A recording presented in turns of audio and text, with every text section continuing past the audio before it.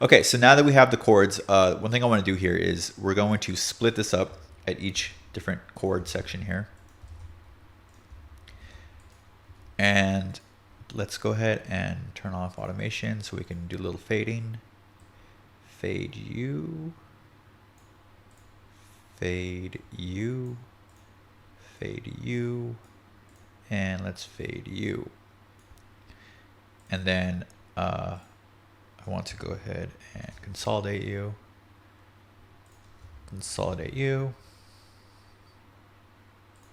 same with you, and you. Okay, so now it's just a matter of reversing. All right, so sometimes you get this cool little suck back effect when you have it with the chords. Let's see if sometimes it works, sometimes it doesn't. Let's find out. Yep, works just like I wanted it to. Okay, so we're just gonna reverse every single one of these right here. Let's see what we get.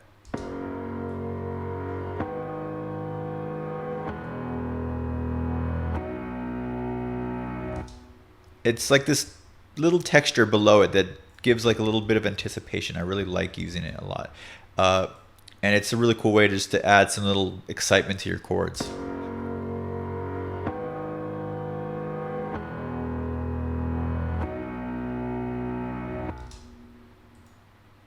All right,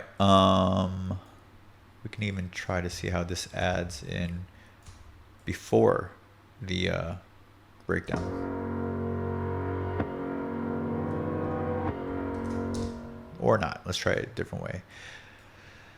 Okay, so you figure that your drums are going to go throughout this section, and then you're kind of introducing the piano right here. And then this is where the piano is fully introduced with these little reverse sections here, and then it goes into the exciting part of the timed chords. Let's go ahead and maybe just not all the way. Let's just put it halfway.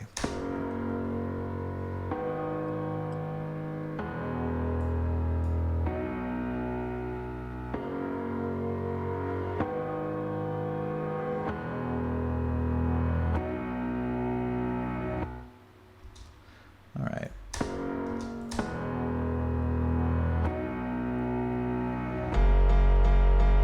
And actually, this kind of works as a riser. Let's bring the volume of this guy to be a little bit bigger than the rest.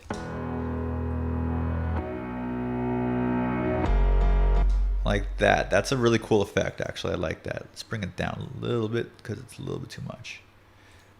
And then let's go ahead and add a washout effect. This is a macro that's free for download, actually. If you just Google bass clef washout rack or washout rack Ableton, it's a free Max for sorry, it's not Max for Live. It's just a macro setup, and it does exactly what the name says. It washes out your track with a number of different effects here. You can have grain delay, reverb. You can see what the whole what it consists of. So you got your compressor, filter delay, EQ8, reverb, auto filter, grain delay, and they all are set to a macro. One little knob, and when you turn this up, you could see that it really just modulates a bunch of parameters to give you a really cool effect. And when you have it going and automate it appropriately, it can give you a nice little tail.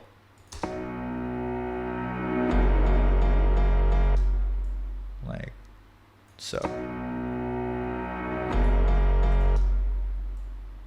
Maybe not. Okay, there you go. At 45, it's pretty good.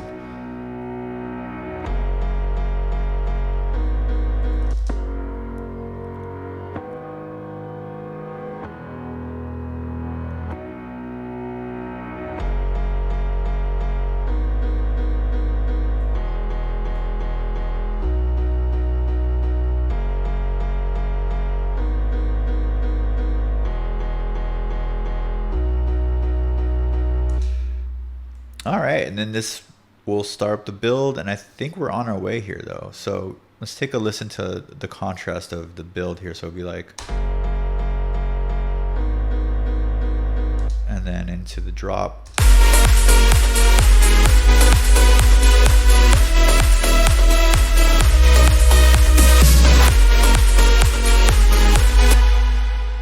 So it's getting there. It's just a matter of now you have to create the bridge between this. Oops, didn't want to do that. Between this section and then obviously everything else. You have to figure out how you're going to introduce elements so that this doesn't come out of nowhere. I mean, it's pretty easy already because we have the same chords and same melodies actually going in throughout the track. So this track will be a lot easier than others as far as transitioning between the breakdown and then the drop, where you have to introduce a new melody sometimes in other genres when the drop melody is different than the breakdown melody. But in this case, it's the same melody, and we're just going to be fading it in with filters and different layering and everything. So for the keys, I think we're good to go for now. We can adjust a little bit later when we do the overall processing. But let's move on to some pads. Move on.